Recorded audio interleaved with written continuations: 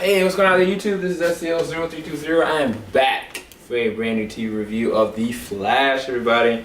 So, this episode paid homage to, oh my gosh, one of the greatest characters, not necessarily the character in the Flash series, but the actor playing it, Mark Hamill, who's played the Joker. He's played Luke Skywalker. He's played the Trickster.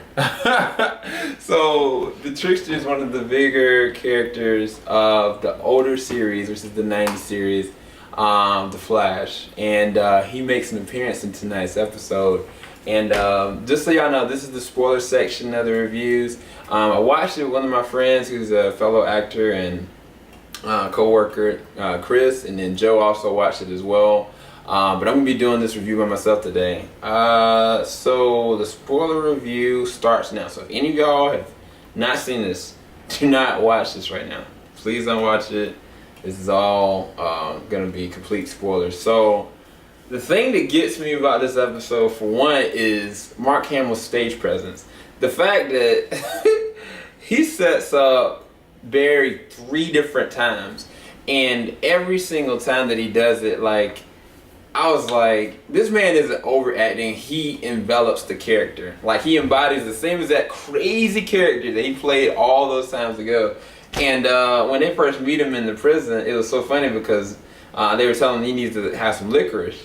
And the older character loved like licorice and different candies and snacks, like, it was very deadly. He killed a whole bunch of people. And I mean, the first thing you saw in the episode was all those bombs being dropped by the kid that's basically perpetuating that he's the new Trickster. And then Mark Hamill sold it so well, he made you think like, okay, well, man, you better catch this imposter, you better kill him, you better do all this. And then when you find out that he is the one that Mark Hamill chose to be a successor in his legacy, I was like, this is awesome, because this sets up the younger Trickster to be so much more later on in the series. But more than that, there was a line that he did, and he was like, I am your father. And I was like, did he really just say that? But there was so many different things that he said. He made mentions of Breaking Bad. He made mentions of certain other subtle 90s shows. And I was like, this dude is hilarious. But one of the things I knew that he was so deadly is the guard had said basically he had talked somebody into going out and killing themselves. And I was like, if he was able to do that just inside, then I knew that there was probably some kind of way he had a connection with this boy. And especially when there was a booby trap in the lair, I was like, yeah, something is up with that. Like, if they haven't seen that lair for those many years and it just conveniently is now available, what is the end game for it? But the funny thing is that this was a side piece to everything that was going on. They didn't go and touch on Robbie Amell's character, Firestorm. They did touch on Cisco and his realization of what happened with his brother or Caitlin. They went into what Harrison Wells, his backstory. This is the first time ever that we're actually able to see what happened in the beginning, and it was amazing, because looking at the fight between Eoborthon and the Flash, I was like, this is some serious CG. And like the way that he was fighting around her and trying to protect his dad, trying to protect his mother, I was like, at what point did she really get stabbed? Because I didn't see it. I really didn't see it. I saw him get Barry out, but I didn't see Eoborthon actually do anything to the mother. But it was a really interesting dynamic, because it goes through all the sequence of what led up to who Harrison Wells is today. And I remember from, if any of y'all have read the backstory, like I kind of told y'all to, Eoborthon, he changed and makeshift his face and his body to try to look like the Flash. Like, he idolized the Flash to the point that he just completely lost his mind, and when he went back to the past and changed something, he realized that he was going to be the villain. All these different things, they added a different spin to it.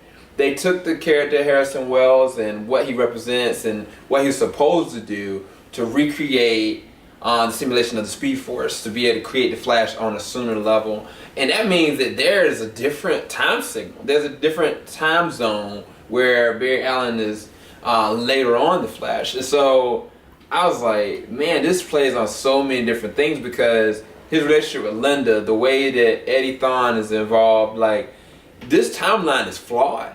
So one or two things is gonna have to happen. Either one, they're gonna have to show what that other timeline looks like and maintain this one, or there's gonna be a direct change of everything that happens. And I mean, for now, Joe and Barry to go and try to talk to Eddie about this, because they were trying to keep a secret. I don't know why they're trying to keep a secret about Iris's person's death, but I think that the reason why they wanted to keep it a secret because they don't know if Harrison was what he's capable of, or the Reverse Flash what they're capable of, to keep her safe. But for the fact of them showing, okay, well, this is who I am, this is the big secret, like, I was like, man, what in the world is going on? Like, I don't think that this is gonna last. Everybody that learns this man's secret is gonna die. Like, something is gonna happen to them. If they're not a hero or they're not a metahuman, I think that there's something that's gonna happen to them.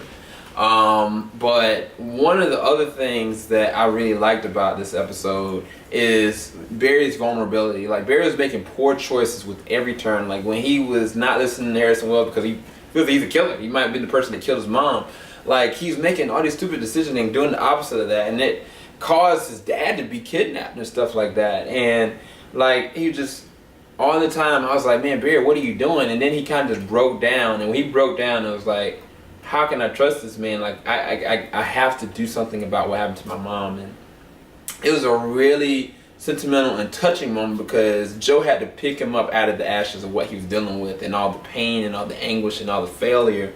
Letting them know, even though the enemy of my enemy is my friend, basically, because if this man is helping us now, then greater for it, because we can use it later on. Like, I mean, so it's just a really good episode. Like, it was a classic homage to the 90s series.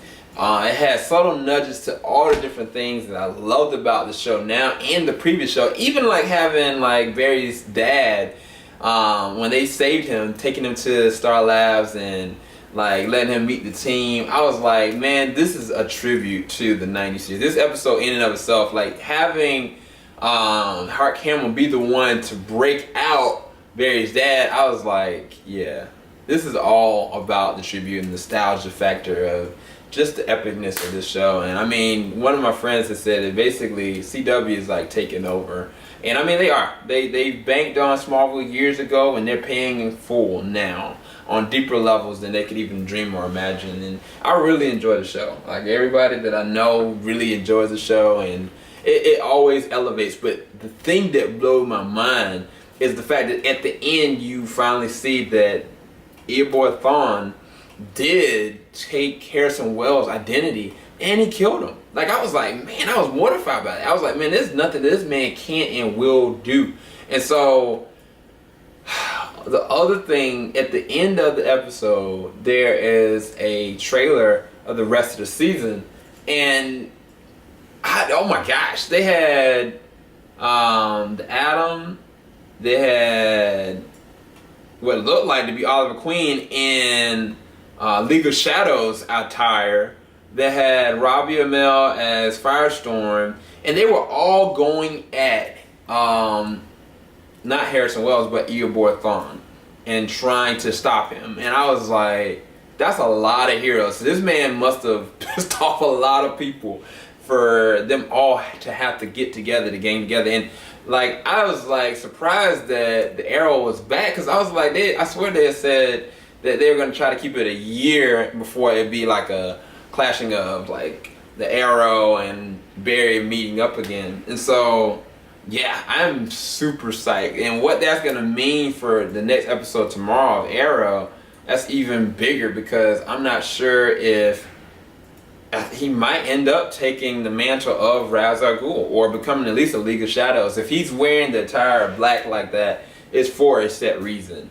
So yeah, this is gonna go down. And I think that if any of y'all seen the Flashpoint series, the thing that stopped the Reverse Flash was actually Thomas Wayne in an alternate story arc, and he had to put his sword through him. And one of the theories I heard somebody say is that if the Arrow is gonna take the mantle of Ra's al Ghul, that maybe his sword skills are gonna be used to be able to stop Eobard Thawne. Ultimately, like the mortal will be the one to actually stop it.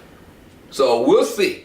I mean, I'm hyped about it. This episode, I have to give it no less than a 9.0. I really enjoyed it. All my friends enjoyed it.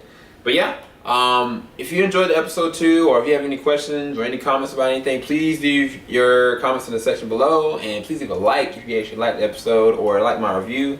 And thanks for subscribing, all y'all. I really appreciate the time and effort y'all have done to be able to help me with all this. I've been doing so much. I've done a review on an awesome artist by the name of NF. He had an album that just came out today by the name of Mansion. It's really awesome. I'm doing writing and taking dialogue of how I'm going to actually do the review for that. I did a review the other night, and then I've also been releasing all the different footage of the New York Comic Con experience, and I really appreciate all y'all being patient and watching those. It's been awesome, y'all seeing it. We're doing so many different things, but I really appreciate all of y'all for being there and acknowledging it with the comments and with the likes. I got more coming. I'm going to try to do a non-spoiler review right now of the Flash episode. Y'all have a blessed evening, blessed day. SCL020 signing out. Later, everybody.